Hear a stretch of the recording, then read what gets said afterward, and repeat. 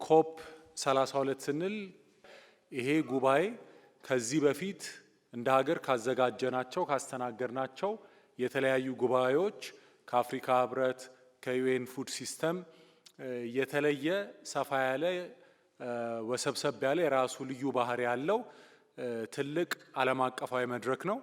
እንደ አንድ ሀገራዊ ፕሮጀክት ከሀገርም አልፎ አህጉራዊ ፋይዳ ያለው ፕሮጀክት አድርገን የምንወስደው ኢትዮጵያ ዓለምን የምታስተናግድበት ለቀጣይ ለብዙ ትውልዶች የሚዘልቅ አሻራና ትሩፋት ሊገኝበት የሚገባ ትልቅ ጉባኤ ነው። ኮፕ ስንል ኮንፈረንስ ኦፍ ፓርቲስ ማለት ነው። የዩኤን ፍሬምወርክ ኮንቬንሽን ኦን ክላይሜት ቼንጅ የሚባል በ1992 የጸደቀ ዓለም አቀፍ ስምምነት አለ። የዛ ስምምነት አጽዳቂ ፈራሚ የሆኑ ሀገራት እንዲሁም በዛ ስምምነት ማዕቀፍ ውስጥ የተደረጉ ሌሎች ስምምነቶች እንደ ፓሪስ አግሪመንት እንደ ኪዮቶ ፕሮቶኮል ያሉ ሌሎችም መሰል ስምምነቶችን ላይ ያለውን አፈጻጸም ምን ላይ ደርሰናል፣ እነሱን ተግባራዊ በማድረግ ምን ላይ ደርሰናል የሚለውን ለመገምገም እንዲሁም በዛው ማዕቀፍ ውስጥ ተጨማሪ የአየር ንብረት ለውጥን ለመከታተል ለመከላከል የሚደረጉ መግባባቶችን የሚደረጉ ቃል ኪዳኖች ላይ ለመድረስ ድርድር ውይይት የሚደረግበት መድረክ ነው።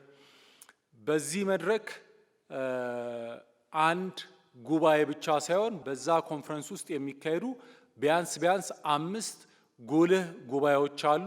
ሌሎች ብዙ የጎንዮሽ መድረኮች፣ ኤግዚቢሽኖች እና መሰል ኩነቶች ይኖራሉ።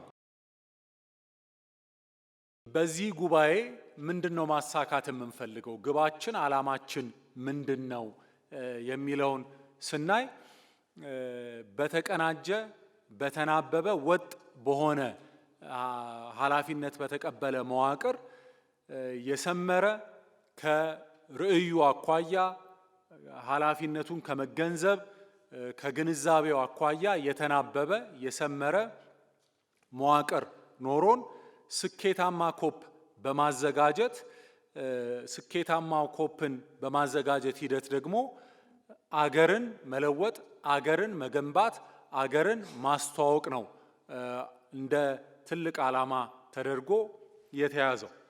ስኬታማ ኮፕ ካዘጋጀን የሚኖረው ትሩፋት የሚኖረው ቅርስ ጥሎልን የሚያልፈው ብለን የምናስበው አንደኛ ይሄ የምናዘጋጀው ኮፕ ኢትዮጵያ የምታዘጋጀው የኢትዮጵያ ኮፕ ብቻ ሳይሆን የአፍሪካ ኮፕ ሆኖ በዚህ ሂደት አፍሪካ የአየር ንብረት ለውጥ ተጠቂ ለአየር ንብረት ለውጥና ተያይዞ ለሚመጡ ጦሶች ተጋላጭ ተደርጋ የምትታይ ብቻ ሳይሆን የመፍትሄው ማዕከል የመፍትሄ ምንጭ መፍትሄ በማምጣት አመራር የምትሰጥ አህጉር ሆና ጎልታ እንድትታይ አድርገን መስራት ይኖርብናል።